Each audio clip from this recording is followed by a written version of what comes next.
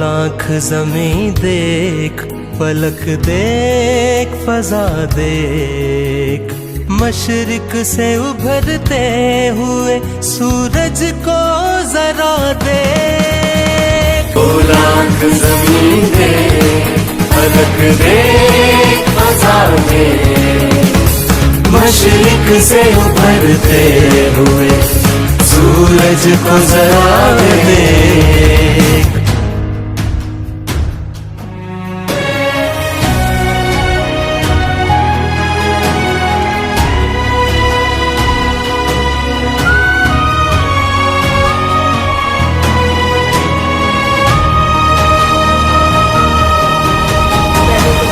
मैं इतनी देर में पहुंची, लेकिन मेरे बहुत सारे कार्यक्रम थे आजमगढ़ में, फिर उसके बाद कहीं और जाना था, फिर कहीं और जाना था, तो माजरत चाहती हूँ कि इतनी देर तक आपको इंतज़ार करवाया। मुझे ये पता चला है कि आज आपके स्कूल में कंप्यूटर सेंटर खुलने जा रहा है, जिसमें 61 कंप्यूटर्स दिए गए हैं। तो मैं बहुत बहुत मुबारकबाद देती हूँ कि PAI इनामदार साहब को बहुत बहुत मुबारकबाद देती हूँ कि उन्होंने इतना अच्छा कदम उठाया है। और आप लोगों को ये बताना चाहती हूँ कि ये सिर्फ कंप्यूटर नहीं है जो आपको मिल रहे हैं, ये आज़ादी के लिए आपका पासपोर्ट है, क्योंकि कंप्यूटर के जरिए आपको सारी दुनिया में जो हो रहा है, किसी भी टॉपिक पर, किसी भी विषय पर अगर आपको जानकारी हासिल करनी है तो आपको वो इंटरनेट पे मिल जाता है। और कंप्यूटर से घबराने की कोई बात नहीं, कंप्यूटर कोई इतनी बड़ी चीज नहीं है कि वो नहीं आ सकता है। आप सब लोगों के पास मोबाइल फोन है, मैं देख रही हूँ कि सब लोग उसको कैमरे की तरह भी इस्तेमाल कर रहे हैं।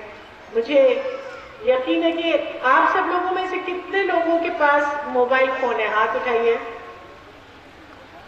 नहीं, उससे ज्यादा भी है, शर्माइए मत, सही तरह से बताइए। तो कंप्यूटर जो है वो, मोबाइल फोन जो है वो एक्चुअली कंप्यूटर है। तो जिस तरह से आपको मोबाइल फोन की आदत हो जाती है, इसी तरह से आपको कंप्यूटर की बहुत जल्दी आदत हो जाएगी। लेकिन इसको आप पूरी संजीदगी से सीखिए, इस्तेमाल कीजिए, इसको इल्म का एक बहुत बड़ा जरिया बनाइए। आप नेट पर सिर्फ इसलिए नहीं उसको सीखिए कि उसकी वजह से आपको नौकरी मिल सकती है। जाहिर है कि नौकरी में तो सहूलत मिलेगी, लेकिन आप जो दुनिया में हो रहा है, आज न्यूज़पेपर भी आपको कंप्यूटर पे मिल जाता है। आप अगर कोई भी काम करना चाहते हैं, आप पकाना चाहते हैं, तो YouTube पे हर तरकीब इस तरह से आपको दिख जाती है कि आपको पता चल जाएगा कि ये खाना किस तरह से पकाना है। अगर आप सिलाई करते हैं तो सिलाई में किस तरह के पैटर्न्स हो सकते हैं, वो सब आपको YouTube पे दिख जाता है। आपको ज्योग्राफी के बारे में, इतिहास के बारे में, मैथमेटिक्स के बारे में, जो राजनीतिक सच्चाई है उसके बारे में, सब के बारे में पता चल जाता है। तो ये बहुत बड़ा कदम है और मैं चाहती हूँ कि आप लोग इसका पूरी तरह से इसका उपयोग करें, इसका इस्तेमाल करें, और जिस काम के लिए इसको इस्तेमाल करें वो अपने इल्म को बढ़ाने के लिए। ये अब हम देखते आ रहे हैं और इससे बहुत खुशी हो रही है कि आज हमारी मुसलमान तबके की लड़कियां इस तरह से पढ़ रही हैं। एक ज़माना ऐसा था कि इल्ज़ाम ये होता था कि नहीं, मुस्लिम लड़कियों को पढ़ाया नहीं जाता है क्योंकि उनका मजहब रोकता है। ये कितनी गलत बात है, वो इस बात से साबित होती है कि हमारे प्रॉफिट मोहम्मद साहब ने ये कहा था कि अगर तालीम के लिए चीन तक जाना पड़े तो जाइए। तो ये हमारे यहाँ हमारे समाज में लिखा हुआ है कि लड़की की तालीम होना जरूरी है। लेकिन एक बात मैं ये बताना चाहती हूँ कि किस तरह की तालीम होना चाहिए उसके ऊपर बहुत कम तवज्जो दी जाती है। तो इन दिनों में मैंने कुछ किताबें पढ़ी, तीसरी कक्षा की, और उसमें मैंने सवाल देखा, माँ कहाँ है? जवाब था माँ किचन में है, मतलब माँ रसोई घर में। दूसरा सवाल था पिता कहाँ है? जवाब था पिता दफ्तर में है, पिता ऑफिस में है। तो मेरा ये सवाल मैंने संसद में भी उठाया था कि क्यों, ऐसा क्यों नहीं हो सकता कि सवाल ये हो कि पिता कहाँ है और जवाब हो पिता किचन में है, पिता रसोई घर में है। ये क्यों नहीं हो सकता कि माँ कहाँ हो तो माँ दफ्तर में है। ये क्यों नहीं हो सकता है कि माँ और पिता दोनों दफ्तर में हो और माँ और पिता दोनों किचन में हो। क्या ये अच्छा नहीं होगा अगर ऐसा होने लगेगा? अच्छा, आप लोगों को ऐसा नहीं लगता? हाँ,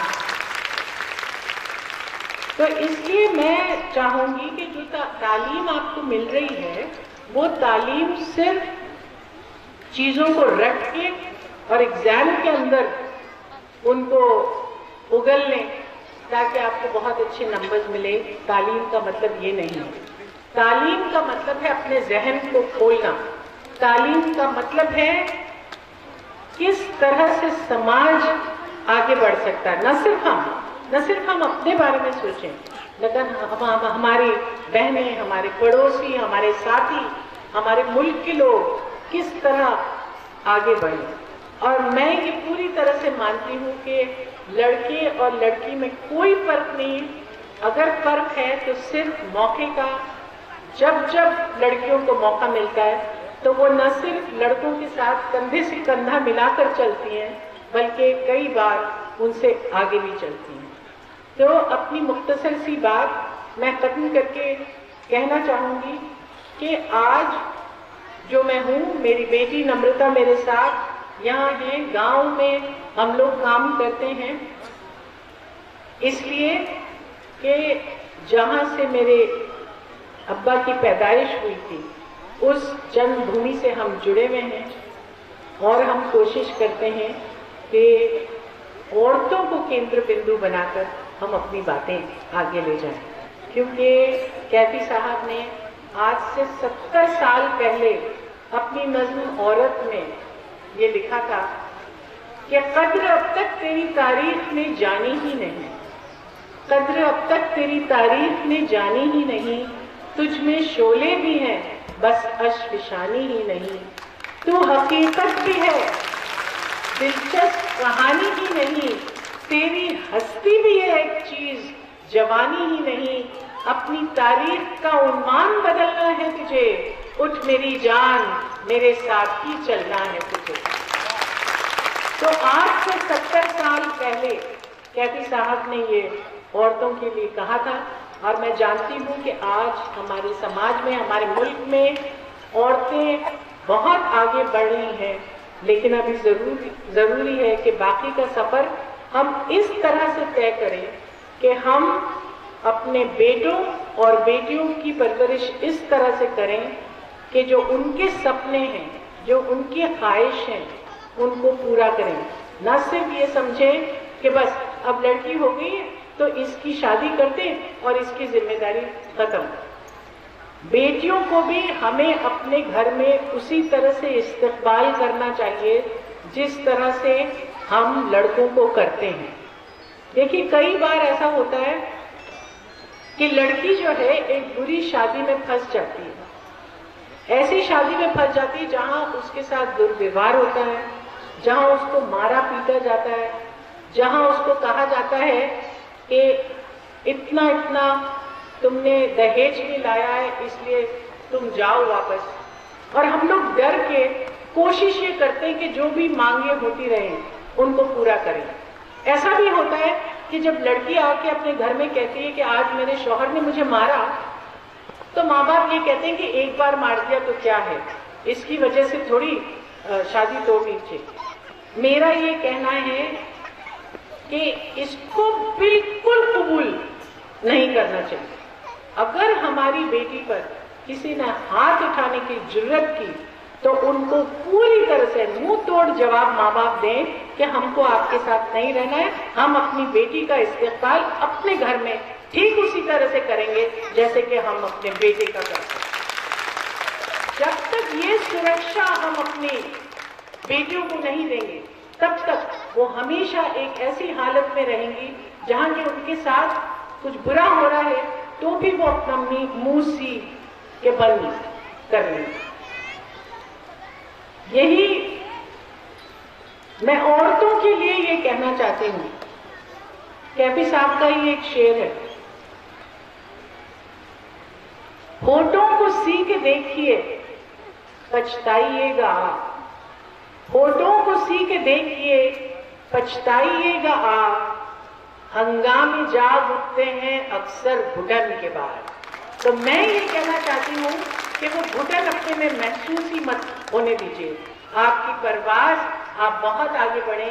इन्हीं दुआओं के साथ मैं एक बार फिर आप सब लोगों को मुबारकबाद देती हूँ। बहुत बहुत शुक्रिया। आबाद है एक ताज़ा जहां तेरे हुनर में, जचते नहीं बख्शे हुए फिरदौस नजर में, जन्नत तेरी बिना है तेरे पूरे जिगर में।